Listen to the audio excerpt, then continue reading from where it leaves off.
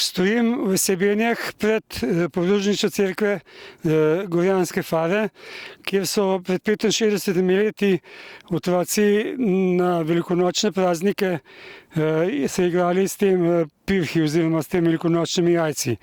Po vodilu so jih spuščali na travnik in tam, kjer se je jajce ustavilo, je moralo stati. In naslednji, ki je spustil jajca po tem vodilu, če ga je zadel, je bilo to jajce njegovo.